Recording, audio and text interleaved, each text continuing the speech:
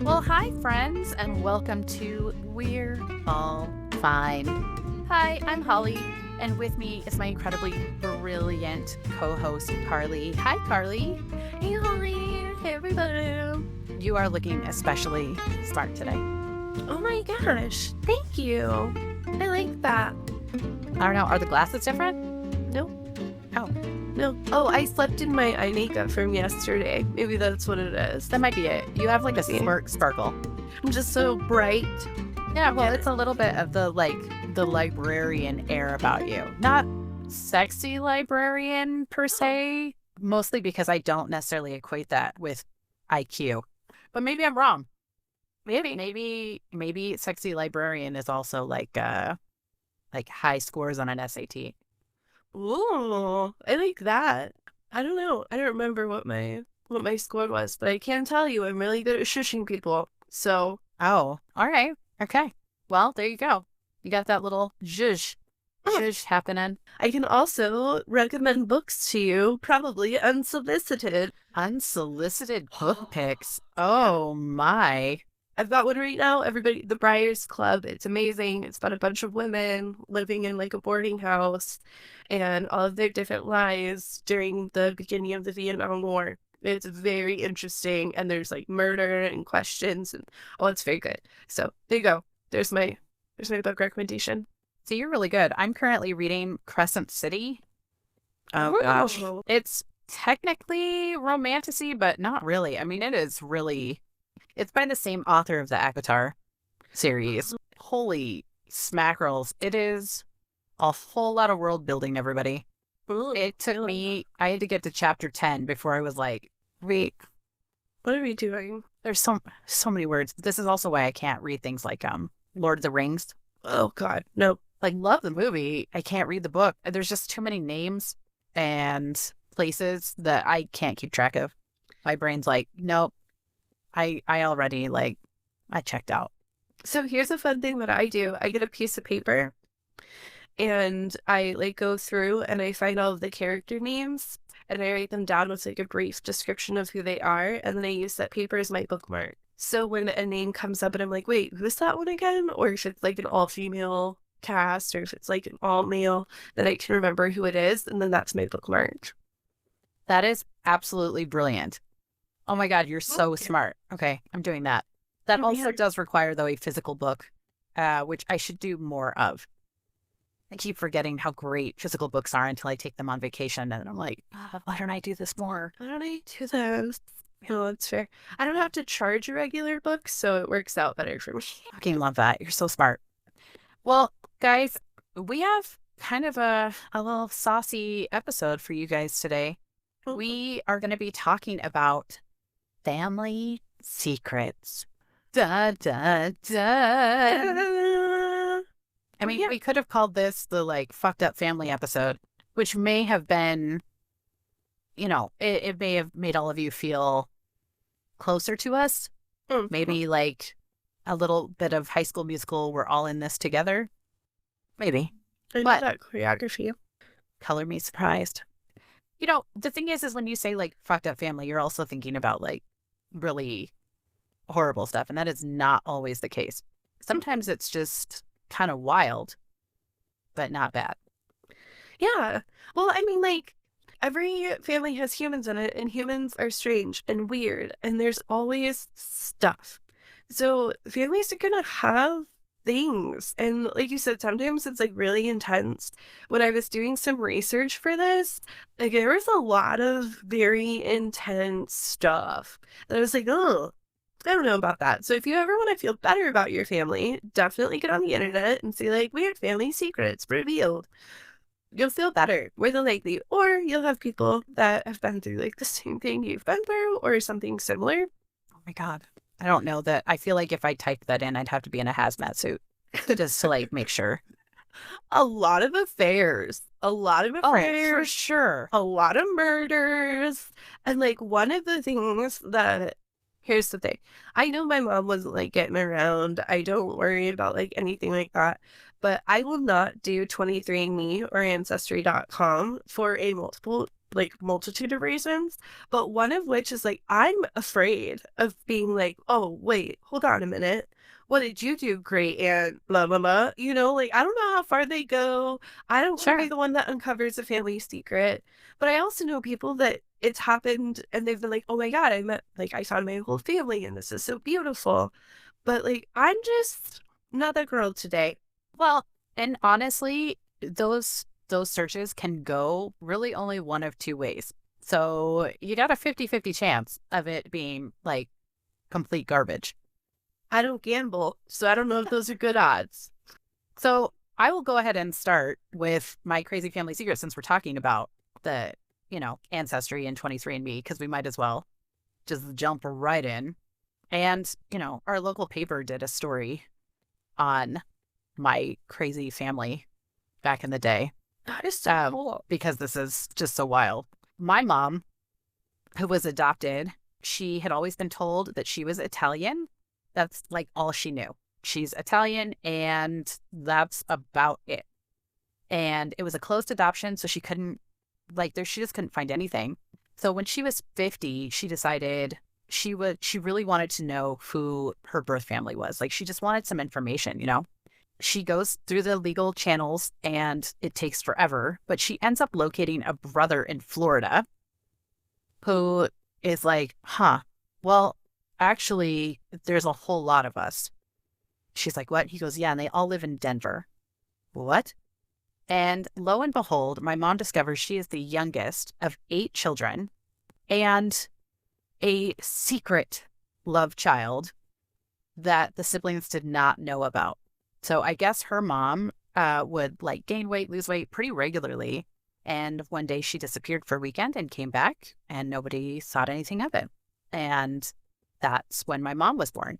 And in the beginning, when the siblings were all told, she's like, hey, I think I'm your sister, they didn't believe her initially until she sent a picture of herself over. Right. And we saw later, my mom is the spitting image of her mother, more than the other siblings, which is just wild to me. And as soon as they saw her, they went, oh. And that's when my mother's birth aunt, who was close to death, said, I was going to take this to the grave, but you guys should know. Yes, that actually is your sister. I was there when it happened. I wanted you to know before I died. And then she probably died. So this family, it's just so wild that she's the youngest of 8, and they were all just living in Denver and had no idea. She is not Italian at all. They're mostly Castilian Spanish, some Native American. But back then, in the 50s, it was you were more likely to get adopted if you said Italian than if you said Spanish.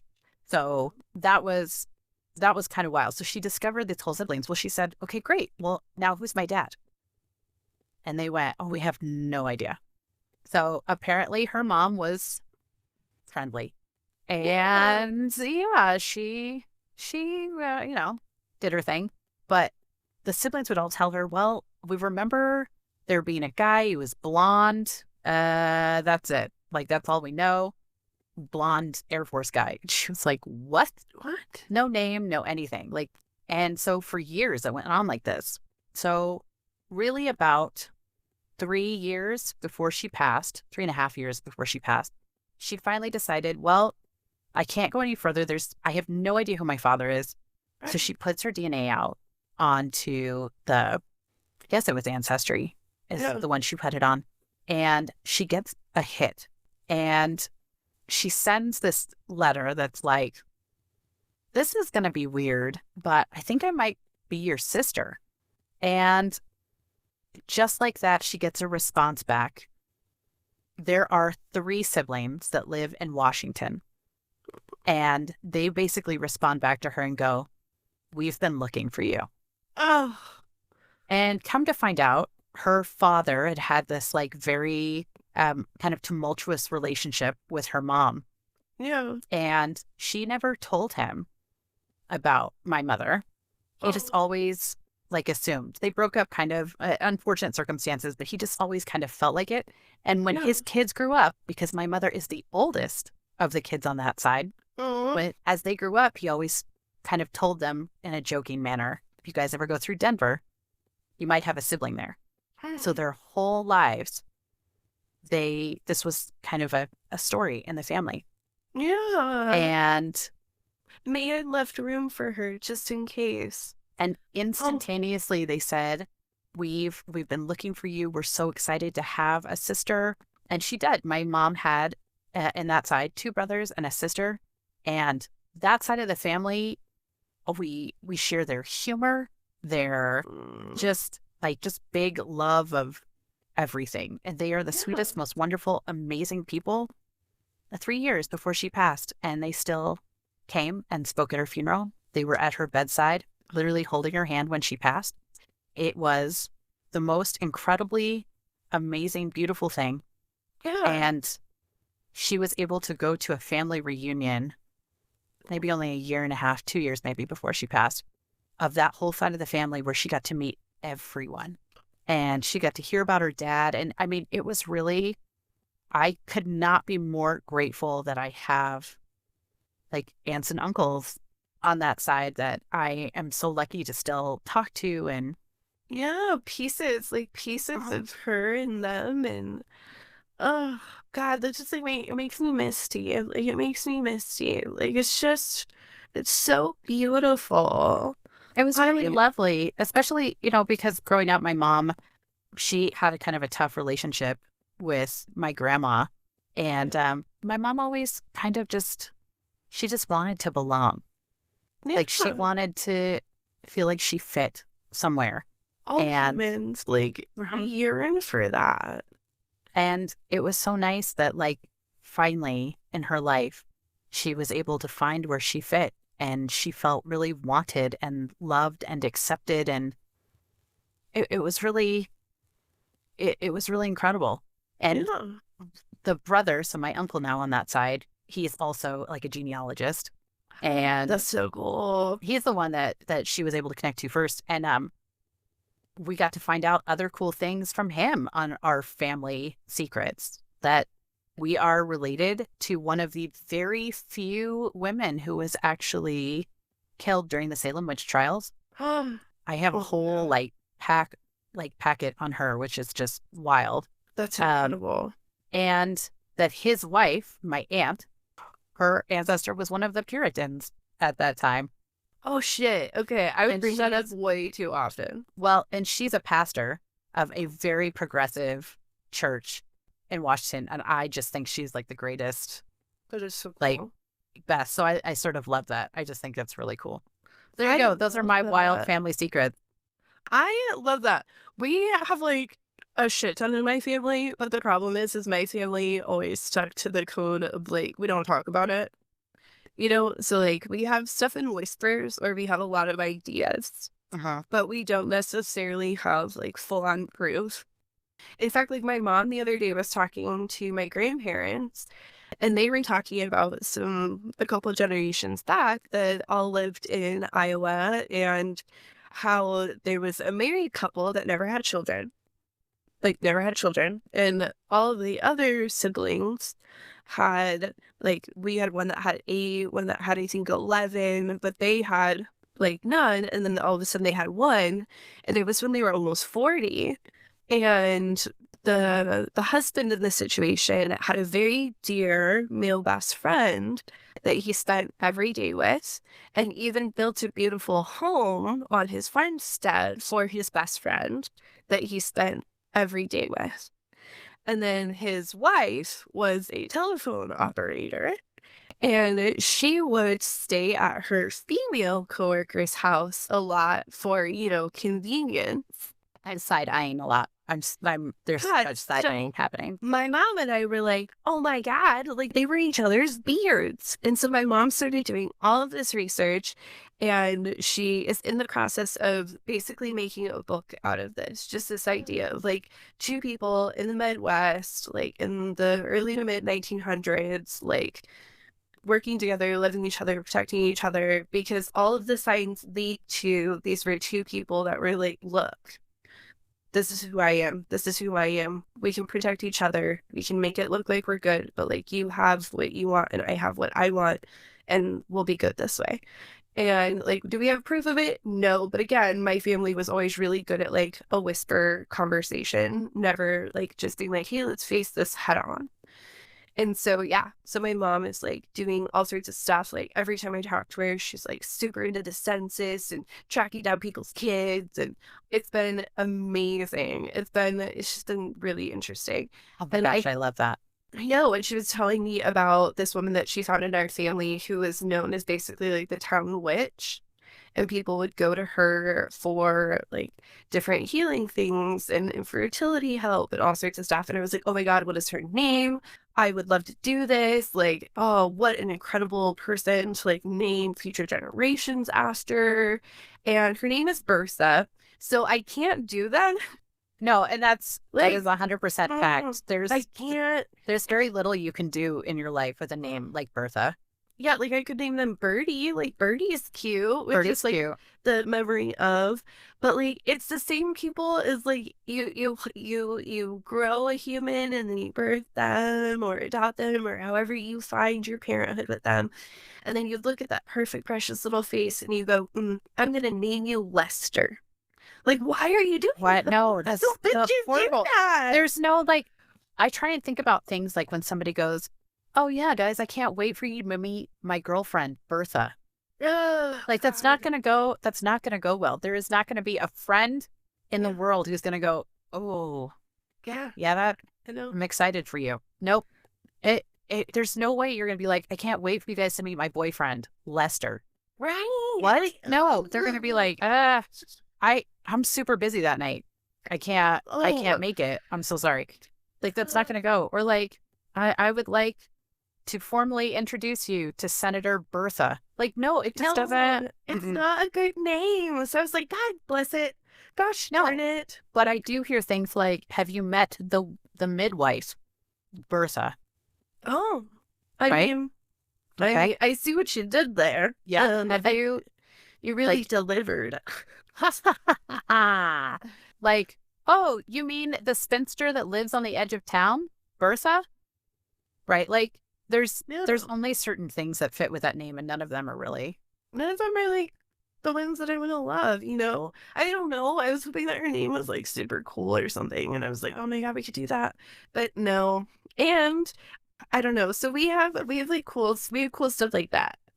When I was doing some research on genealogy, I found a lot of arrest records. My family had a lot of those, a lot of arrest records. A lot of them just seemed like it was people just like getting into trouble because they were bored. It was always the people in the smaller towns. It wasn't rough housing. One of them got arrested for, what is it called? Rabble rousing. But that wasn't the right word. But I was like, is that a legal term? Women got arrested for crazy shit like that all the time. When I went on one of the haunted beer tours in Denver, I don't know if I told you this. Those are like the best. But they were talking about how Denver was built on brothels because Colorado was one of the few places that women could own property. But they talked about how there was like a whole period of time where it was like super popular to go watch topless sword fighting.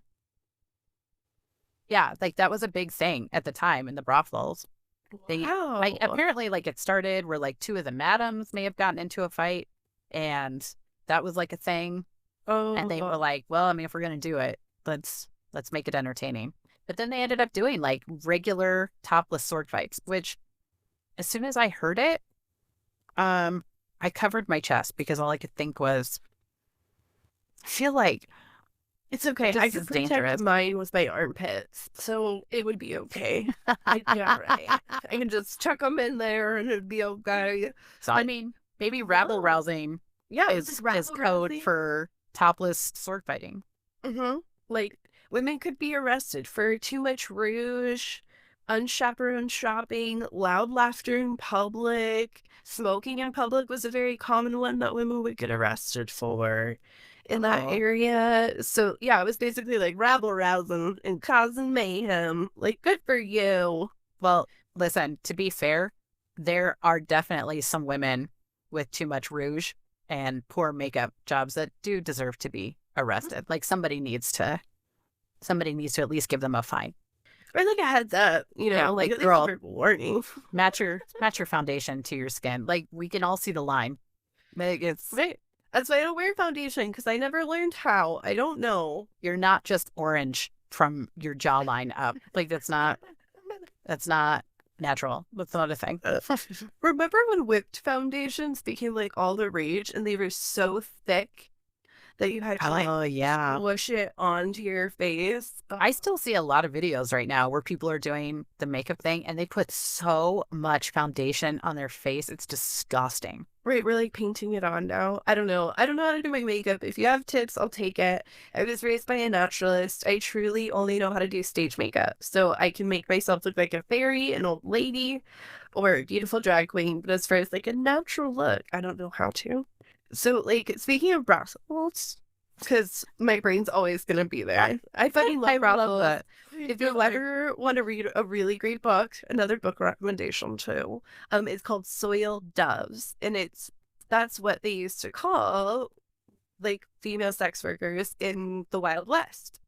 So they were soiled doves, and it's a book about like Big Nose Kate, who was one of the most infamous brothel owners ever. She was in a relationship with Billy the Kid for years, and so it's just a really interesting book. It has diary entries. They used to create these like black book newspapers where you could go through and see all of the ladies and like what they had to offer and what brothel they worked for. So that when visitors would come to town, they could go and like meet these women. But Soiled Doves, it's an incredible book. And like again, very pro sex work. Big Nose Kate? Yeah, that's what they call her, Big Nose Kate. So a lot of the madams always had like nicknames and stuff. There was another one where they called her Teacup because her breasts were so large. Like one of her parlor tricks was that she could place 2 teacups on her boobies. Depending on what kind of top I'm wearing or what kind of bra, I can do the same thing. Oh my God. You'd be very profitable. You'd bring them in. Yeah. But no, they always had like nicknames and stuff. But yeah, Big Nose Kate was hers. And she did have kind of big nose, but I think a lot of it was her temper and that she knew everything in the town. So she was like nosy. But okay, that makes sense. But yeah, but I also found out, like you said, brothel, and I was like, the research I did is going perfectly because I wanted to find out crazy family secrets that people had. But this one says, not so much a secret, but my great-grandmother owned and ran a brothel, and my grandmother and all of my aunts worked at it all the way up into the 1980s. She said everyone had lots of money and cocaine and got to meet famous gentlemen on occasion. Which, I mean, family business. Not necessarily a family business I think I would ever want to do with my family, and hopefully people weren't pushed into it or forced to do it. But I will say, for a long time, like you said, in Denver in the 1800s, one of the only ways that women were able to make income for themselves was through sex work and then working their way up to owning their own brothel and becoming a madam. Can you imagine doing family history and then discovering that like your grandma was a pretty well-known sex worker? I think I would have a hard time with that. Not like just reconciling it in my brain, just mostly because I struggle with the concept that old people still have lots of sex, and it just doesn't compute in my head. So, and then I think, okay, well, I guess if that was going on, yeah, I don't know. I think I would just have a hard time reconciling it in my brain. See, I don't think I'd be bothered. Like, for me, I think it would be, like, really cool. Like, it'd be, like, good for you. Like, you're doing what the rest of us are doing for free, for money. Like, yeah, no, I mean, like, grandma. Good on ya. But also, I think I would never want to think about it. But I also think, like, I would struggle not thinking about it. I mean, it's probably not something where, like, I wake up in the morning, like, my grandma was a prostitute. Like, I don't think I'd be like, Carley, what are you thinking about right now? My grandma and all of her johns. Like, it's just not like it would be something. All right, that's fair. That's fair. But do you see, like, those are the intrusive thoughts that I feel like would go through my head if I found that out. Yeah. That's where I would struggle. Or like, you know that commercial for like Geico where they're like, we love our house, but it's been overrun with ants. And then it's like the answer where they're like, expired, expired, expired. And I'm like, yeah, that's like those ants. Like, send me, did you get my friend book request? And he's like, I'm working on it. You know, I like, love that. And the ants, it's like, are you sure this isn't too much house for you? yeah. And like, could you imagine any of those ants? Where you're like, yep, they were prostitutes. You were a hooker. And by the way, for anyone who's listening, I want you to know when I say the term hooker, prostitute, whore, I am saying those words with the utmost respect. I think sex work is incredible. I think people are so brave to do it. I don't have the confidence, the gumption, or the wherewithal to be able to do it. Like I'm probably not that good at like adult stuff for free. You know, I'm like I don't feel right to charge it for it. I'm not there. I'm not there in my abilities. Okay, so I just I'm amazed by people who have done it. You'd just be jazzed if you had like a family member in the lineage that was, because then you'd be like connected to it, but like you don't have to do it. Absolutely. Absolutely. I would have badass women sex work blood in my body. Like I share blood with people who have done sex work and I just think it's incredible. But no, like on my paternal side, we had bootleggers, we had one guy did like cockfights, which like I'm not into at all. That's so mean and terrible. Oh, okay, that's with animals. That's not just like okay, just like men with their swords. Yeah, just okay, doing it. Nope, that was my first thought. Again, yeah. Nope. See, it's now like we're in so this exciting but different. Yeah. See, we're in this place now, and then I need to venture out of this place. Can you give us another family story? Because my brain is not computing. Yeah, absolutely. So this one starts off with my great grandparents had money in a place called Strawberry Farms. Turns out Strawberry Farms was a brothel. You motherfucker. My great grandparents left money to me in a trust fund. Money from prostitution decades ago is now paying for me to go to law school. Okay. Which I'm super into that idea. Well, as long as, I mean, everything, that's the tough part is like, you don't know, was that all above board and everybody's consenting and all that stuff? I don't know. I hope so. I hope it is. Like, as long as it's consensual, I can get behind it. But I love that using that money to like go to law school to like, you know, defend the.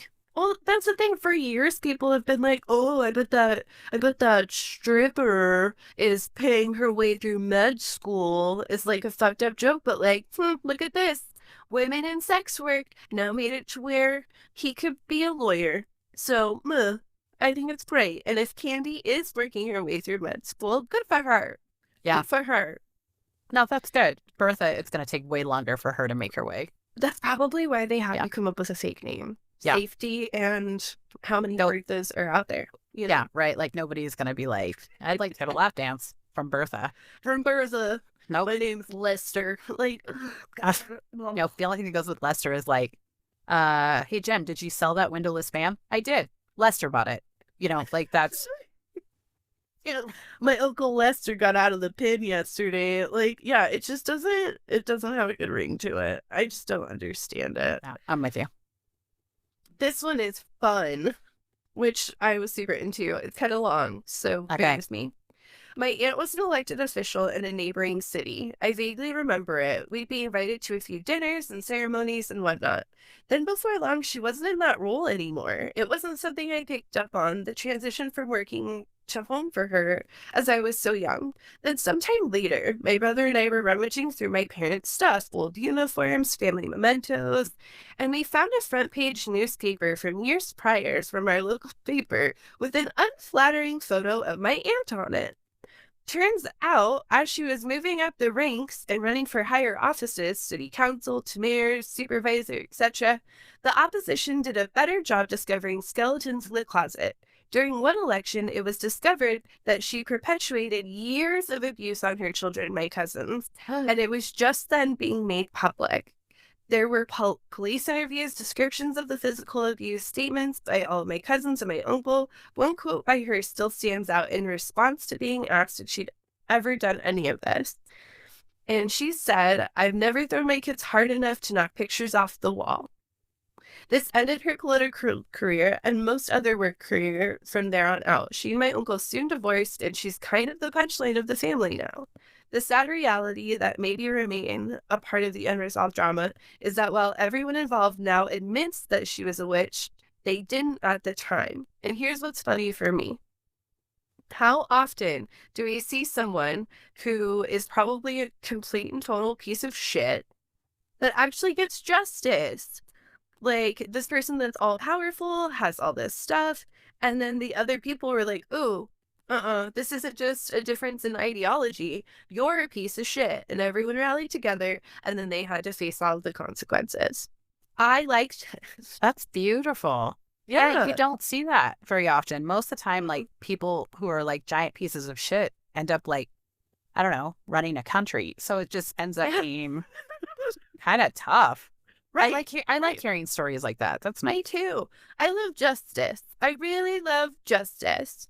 Another one was my uncle tried to rob a bank and ran away by foot. He later on got married, and his wife had died suddenly. At the time, police thought that my uncle had maybe killed her. They didn't have any proof, and then it came out years later that they just wanted to charge him for the bank robbery, but he had gotten away, so they charged him with murder.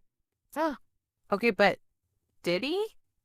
I mean, it was evidently there was enough proof for a jury potentially to believe that he did. So it's like super corruption.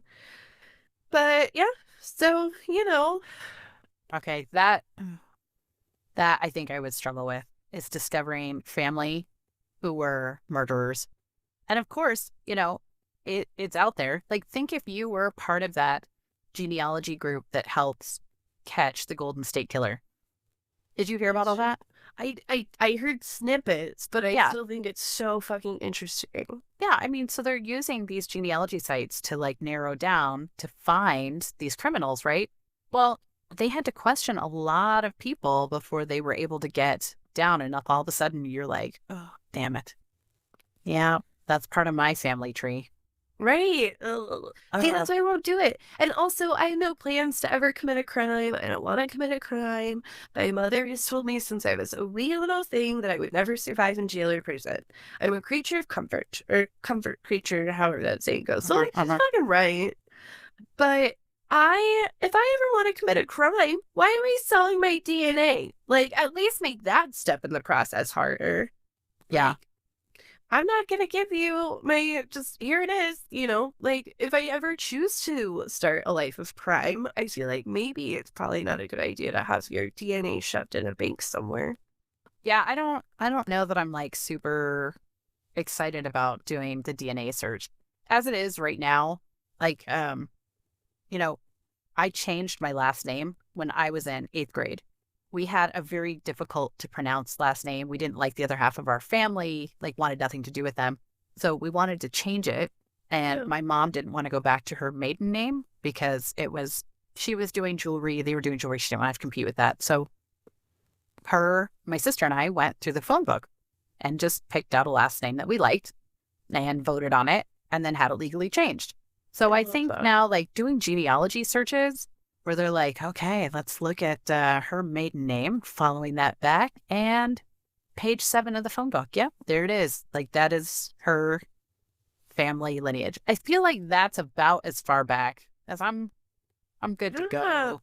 Like, I'm good. I'm okay. Like, if I haven't seen you at like the family barbecues, I'm good. I want to learn about you, but I want to put you in the frame of my mind that you were like history and you are up here and I never have to worry about it. Like, Yeah, I feel like I've met the aunts and uncles that I want to meet. I'm solid.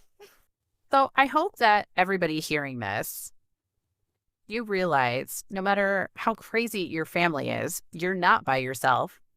Everybody's got insane family nonsense, wild family drama, and maybe a whole lot of sex workers. I mean, we can only hope. We can only hope, Like, that's all I hope for, really, is badass ladies, strong, good men, and a fun family tree. Yeah, See, so you're not by yourself. We're all in this together. And when it comes down to it, we're all fine. Ish. Well enough. Well, guys, we would love to hear from you if you've got some crazy family stories that you would like to share with us. We would love to hear your story. And you never know, maybe it'll be something we get to share on the show. So find us on Facebook, Instagram, TikTok, YouTube, all of the places. If you have not already, guys, we would really appreciate it if you rated and reviewed us on Apple. That would mean the world to us. We're on Spotify. Please, if you get a second, we would just super appreciate it. Well, guys, we hope you have just a wonderful week. We love you. Bye.